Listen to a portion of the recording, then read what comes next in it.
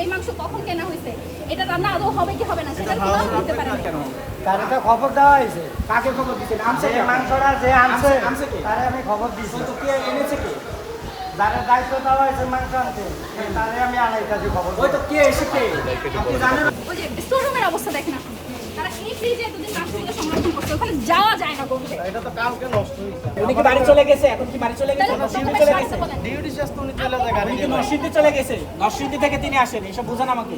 আনা হয়েছে। যে সকালে যদি আমরা তার কথার খাতিরে ধরুনই সকালে আনা হয়েছে, তাহলে তো আপনি সেই সকালেরটা এখন দিতে পারেন না।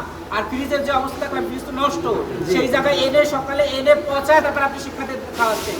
এটা তো প্রতিনিয়ত খান। এই আজকে জিনিস আমরা আপনি ধরতে খাবেন? পেরেছি। আমরা তাদের কাছে জিজ্ঞেস করেছি, ক্যাফেটেরিয়া যারা হচ্ছে স্টাফ আছে তারা বলছে তারা এই খাবার খায় না, এবং দেখেন তারা যে খাবার খায় না সেই খাবার তারা আমাদের এই শিক্ষার্থীদের জায়গায় আমাদের রেকর্ডিং আছে, আপনি মানুষের সাইজ দেখেন যে তারা মাংস কেটেছে। সাইজ পরে ভাই, জিনিসই তো ভালো না, এবং জিনিসই তো ভালো না। নষ্ট মানে পচা করে তারপর শিক্ষার্থীদের খাওয়া।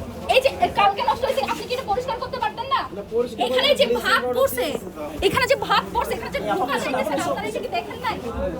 বলেন এটার জবাব কি? আপনাদের পরিচালক কই? সে কই যায় 2 মিনিট পর পর? এদিকে আসেন। কোনো justification শুধু আছে? এটা না, কোথাও যাইতেছে এই না। ফ্রিজের মধ্যে তারা দেখেছে, এটা দেখুক, এখনো কিন্তু এই ফ্রিজের মধ্যে মাংস রাখা আছে। তারা বলছে ফ্রিজ নষ্ট। এই খাবারটা তো আর শিক্ষার্থীরা খায়, তাহলে এই খাবারের প্রতি কেন? শুধু আপু এইখানে নাটক ধরে কেউ এসে মুরগির মাংস মাথাও কাটে না। ভাই ভাই Last কি বলেছে যে আধা ঘন্টা আগে তাকে পাঠানো হয়েছে, আমরা আধা ঘন্টা আগে এসে যখন ধরেছি তখন এই জায়গার লোকজন দ্রুত তাকে মুরগি কিনতে আমাকে পাঠাইছে। কোনো ফোন দেয় না ভাই, শুধু ইয়া আপনার ফোন না, কেউ তো বলেছে আপনাকে।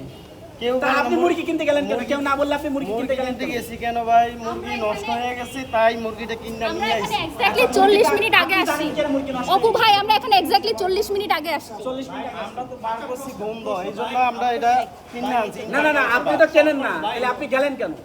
আমি তো কিনি না, ঠিক আছে, উনি তো বাসা যে কিনি। কে কেনে? সবুজ ভাই না, না, না, না, কিনে আনছি। এটা কবের মাংস? এটা কবের মাংস? ওইটা তো আমাদের মাংস তো রাত্রে আসে। এই দেখেন, এই দেখেন একেবারে ক্লিয়ার হলো। আগে হলো তিনি বলছিল যে সকালে আনা হয়েছে, এখন তিনি আবার বলছেন মাংস রাতে আসে। তাহলে ফ্রিজে রাখা হয় ভাই। না না না না, আপনারা বলছেন না মাত্র মাংস সকালে আসছে, একটু আগে একজন বলেছে। আচ্ছা, মাংসটা আপনারা রান্না করবেন না, আমরা দেখতে পাচ্ছি মাংসটা ধোয়া হয়েছে। ওটা গন্ধ।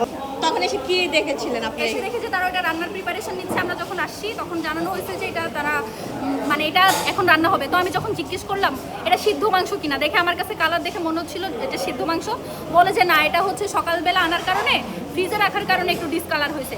তারপর যখন আমি হাতে নিয়ে দেখি যে একেবারেই পচা কালো কালো হয়ে গেছে সব জায়গায়, তখন তারা আমি জিজ্ঞেস করলাম যে এটা আপনারা খাবেন কিনা, বলে যে না আমরা খাবো না।